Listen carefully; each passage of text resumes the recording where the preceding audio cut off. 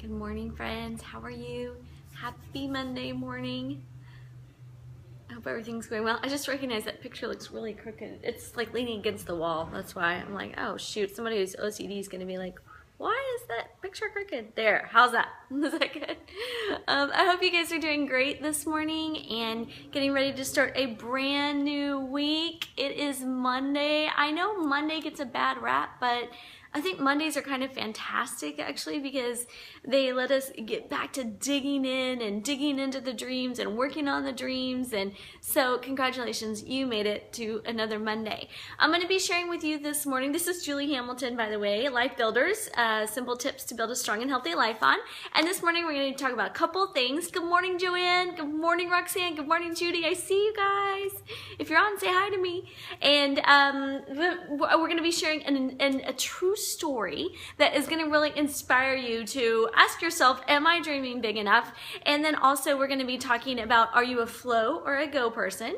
And we're also going to be talking about just dreaming and how to do that. Good morning, Joel. Great to see you. Hey, Roxanne, I see ya. I see your comment. Good morning. So here's the question. Are you a go person or a flow person? My friend Brett Culp and I were talking about this on the phone a while back, and we mentioned it a little bit in the interview. Good morning, Judy.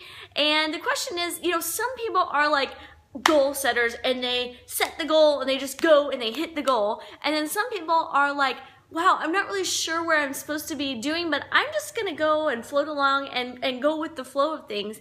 Which one are you? And both are fantastic because we need both of those kind of people. And I think the key is, for me, is I'm kind of more of a flow person, but I also set goals, but I had to keep my goals flexible. So I know I'm not that kind of person that's like, I set a goal and then I'm like a goal for 5 years, and then in 4.5 years, if I'm not there, I'm gonna freak out, you know, but I think goals are good to keep us on track. But here's the question, are you dreaming big enough with your goal?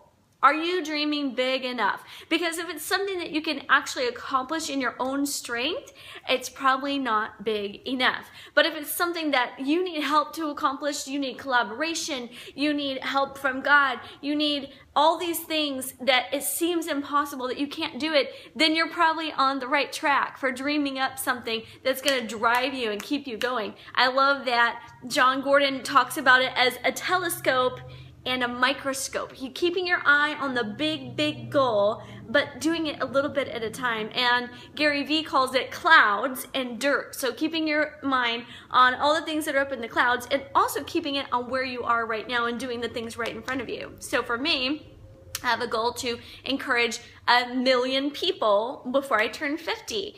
One day at a time. And then when I started it, I mean, I didn't have that many followers on Instagram or anything like that, or whatever followers. And it was impossible for me to even get the average. I need to average 200 and something people a day. I should look it up again to reach 1 million people in a decade. And I knew I wasn't even getting that average every day, but that big goal, one person at a time, one day at a time, keeps me going. Oh, my Uncle Clifford, hi. He just had a kidney transplant. I'm so happy you're on. I'm so happy you're doing good. Good to see you. Hey, Pops. So anyway, are you keeping your eye on the big goal, but working on it a little bit at a time? You need to have a big goal that you're working on. It's going to keep you driving towards that, but also realistic expectations. So it's not like, oh my gosh, I didn't triple my income this year. I'm going to be so sad. No, that's not how it works.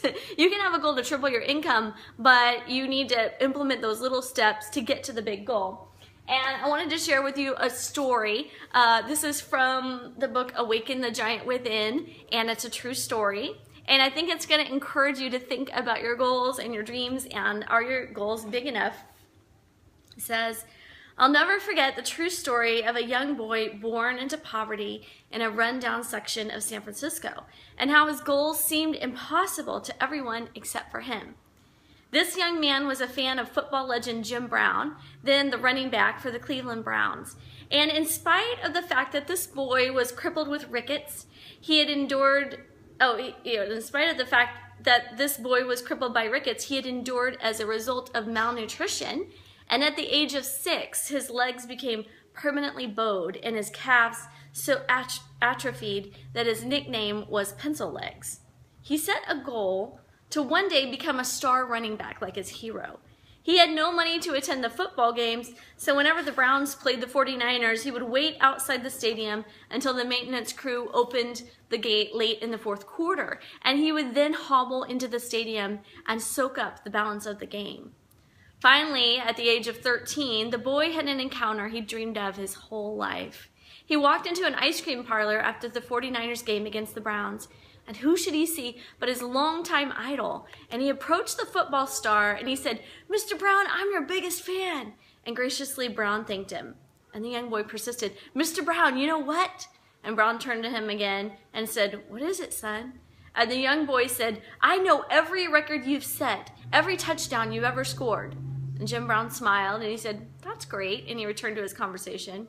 But the young man persisted, "Mr. Brown, Mr. Brown." And Jim Brown turned to him yet again. This time, the young man stared deep into his eyes with a passion so intense that Brown could feel it. And he said, "Mr. Brown, one day I'm going to break every one of your records." And it's like, you think here, this is a boy that has rickets, his legs are bowed, he's known as pencil legs, and he's telling this star running back, "I'm going to break every one of your records." The football legend smiled and he said, "That's great, kid. What's your name?" And the boy grinned from ear to ear. He said, "Orenthal, sir. Orenthal James Simpson. My friends call me OJ."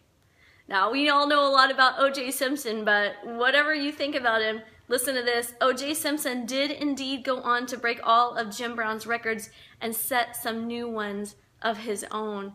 And there's a quote, and it says, "We are what and where we are because we have first imagined it."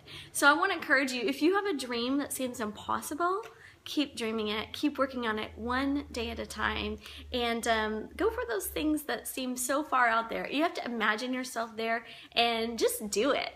You guys can get there. I know you can. I hope you have a great week. I love you. I will see you on Thursday at 8:30. Don't forget, I have an incredible guest next week, Beth Kender. If you don't know Beth Kender, she's with Remade Ministries. Just talking to her on the phone made me so like, I need this in my life. So anyway, she's going to have a lot of great things to say. And I will see you next week. Don't forget to come back 8:30 on Thursday.